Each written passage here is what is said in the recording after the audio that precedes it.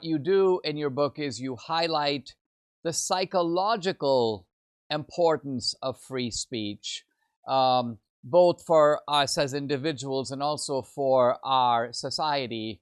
And then you lay out some actual practical ways in which we can deploy our free speech to sort of live fuller and better lives. So let's go through that a little bit. Let's start by talking about, like, what is the psychological benefit of free speech, and why is it psychologically harmful to us if our speech is in some way suppressed or censored, either by, and you discuss both, some external force basically, holding a gun to your head or saying you can't say this, but you also discuss the phenomenon of self-censorship because, as you know, with digital censorship and so on, this is quickly internalized. You go, I better not say that or I'm going to be thrown off YouTube. So that's self-censorship, but you're saying that that is in some ways no less destructive psychologically.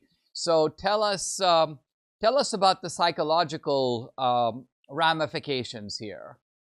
Yeah, so part one of the book talks about the psychological benefits of freedom of expression, as well as you mentioned some of the harms of self-censorship or, hard top-down censorship.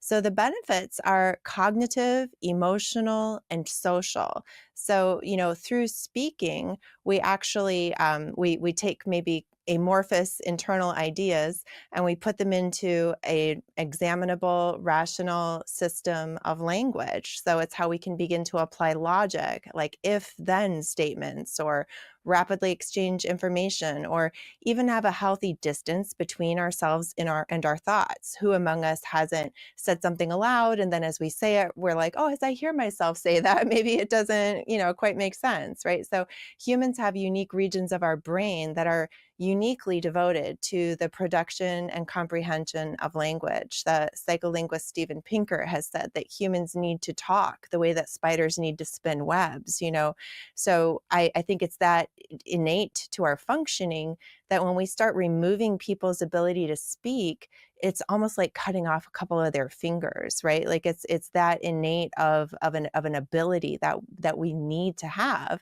And that's just the cognitive side. So on the emotional side, when we label our emotions, it's been shown to reduce amygdala activity, which is the part of the brain that gets active, during fear. Also, when people feel truly heard, there's been studies like where if you're really listening to someone versus if you're just pretending to listen, their brain can detect it and actually responds differently. And our cortisol levels drop, and we experience what's called neural coupling when we're having, a true heart-to-heart with somebody. And it helps us to emotionally regulate when we do that. And all of that, of course, facilitates social bonding. And social bonding is a huge protective factor for mental health, to the point where if I, as a clinical psychologist, do a comprehensive assessment, I'm required to include social support. And, if we're not being real with people or they're not being real with us, of course, the quality of our social support is going to be completely degraded. So those would be the benefits. And then the harms with self-censorship, in some ways, it's more insidious than top-down censorship. Because when we censor ourselves, we can almost start to believe our own behavior. It's called cognitive dissonance, where we adapt our thoughts to accommodate our behavior. So if I start saying things that I don't believe are true, or not speaking up at times when my values might normally guide me to do so, cognitive dissonance can guide me to start misunderstanding my own behavior. That's when we get into suppression and repression and denial, when people, lose touch with themselves. And interestingly, it's when people are in those suppression, repression, denial, they're more likely to act out with passive aggression and violence. So I think that, the speech police are probably very well intentioned, or at least maybe I'll give them that credit. But they're, ironically, by interrupting intergroup dialogue between groups that may have conflict, I think they're actually setting the table for political violence.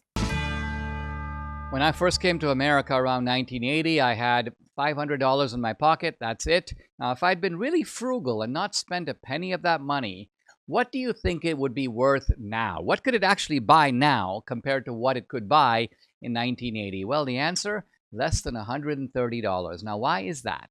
because the US government, through the Fed, is constantly printing money and devaluing your money. When the government prints money, there's more money chasing the same amount of goods and services. So guess what? Money goes down in value. Money buys less. The Fed has been at it since 1913. That's why a dollar today can buy just what a few cents could buy in 1913. And the government continues to print oceans of money. It really never stops. Now, an ounce of gold reached a high of $850 in 1980. It's worth now around $3,900 an ounce. So historically, over time, we see gold has gone up and up in value. Dollars have gone down and down. And what about in the last 12 months? Gold is up over 40%. I believe now is the time to find out how you can diversify your savings with gold and silver. And this is why I've partnered with Goldco. They offer the best customer service for precious metals ownership. They are also the only gold dealer that offers a first-time gold buyer rebate of up to 10% in bonus silver on qualified purchases. There's no better offer out there, so take advantage. To learn more about how to safeguard your savings from the dollar's decline, go to dineshgold.com. Very simple, easy to remember, dineshgold.com.